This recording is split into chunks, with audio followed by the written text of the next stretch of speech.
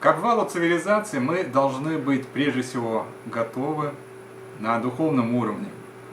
Крах существующего мироустройства опасен прежде всего тем, что мы не готовы к нему как внутренне, так и внешне.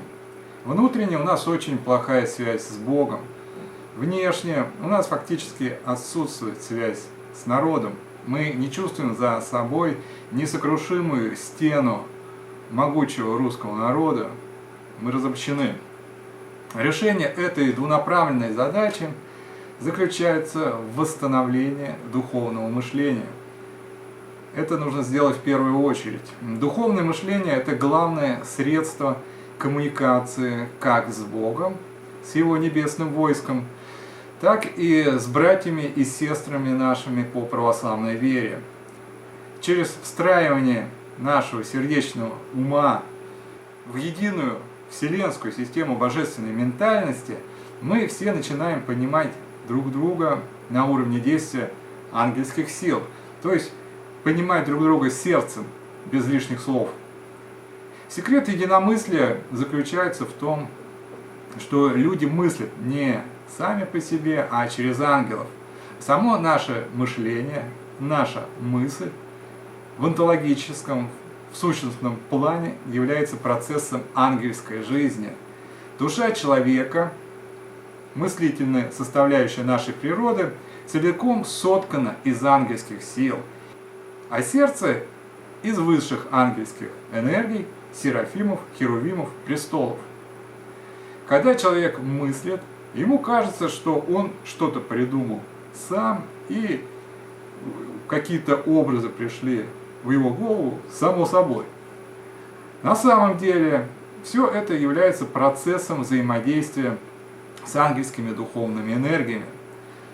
Аналогичным образом мы считаем свое тело целиком своей собственностью, идентифицируем наше тело с нашей личностью.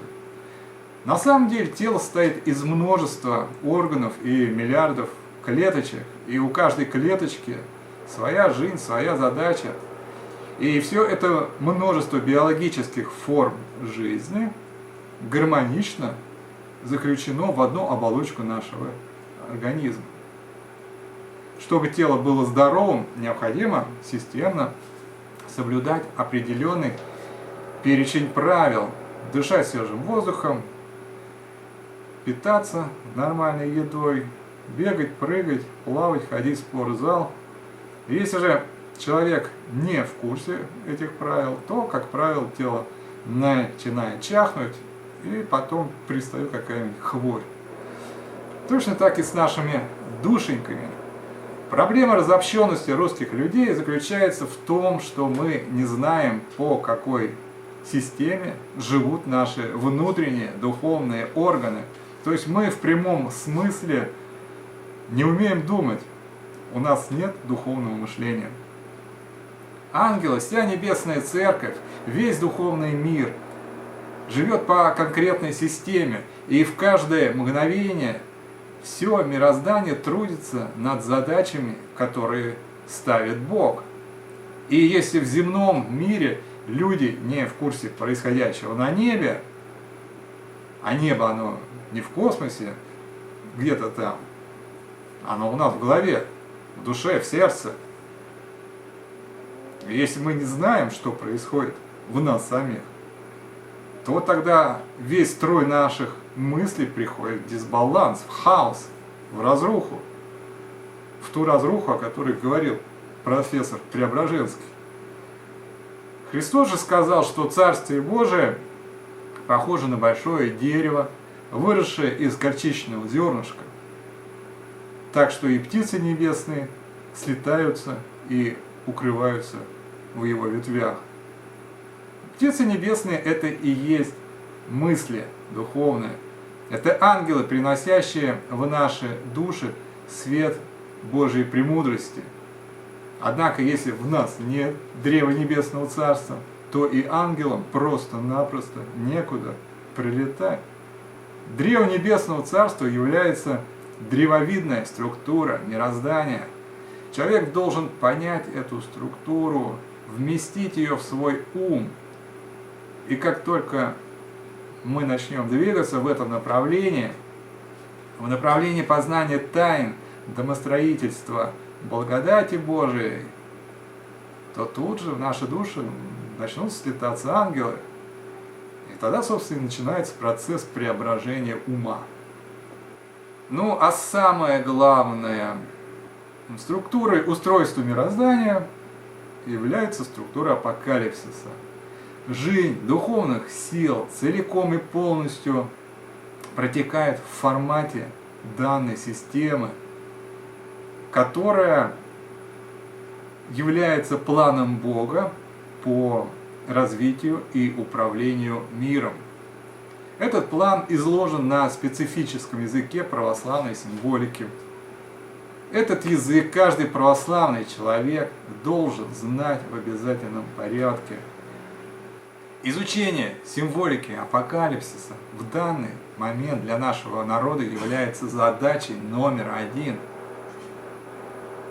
Чтобы в нашем народе воскресли единомысленность, соборность, любовь, в первую очередь необходимо умом встроиться в проект Творца, который и описан в Священном Откровении Иоанна Богослова и изложен на языке православной символики.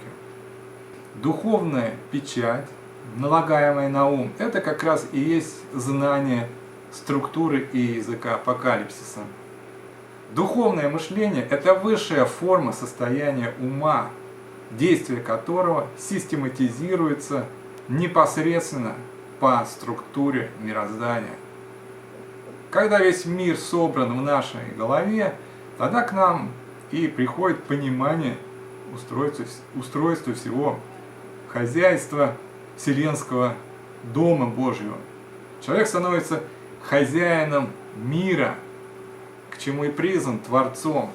Православный человек – это капитан мира, ведущий Вселенную к Богу. Нам нужно вместить в себя эту большую науку, тогда мы получим, собственно, прописку в Небесном Царстве. Небесное Царство состоит из царей, а не из холопов, из царей, служащих Богу. Царствие Небесное, которое нужно искать в первую очередь, находится именно здесь, и оно найдено. И если мы войдем в познание этого таинственного мира Божьего, то наступающую эпоху апокалиптических катаклизмов мы будем под защитой ангельских сил. И сейчас на Земле нет более важного дела, чем эти наши с вами исследования. Россию необходимо срочно отводить от удара, прятать под купол Небесного Царства, а все остальное приложится.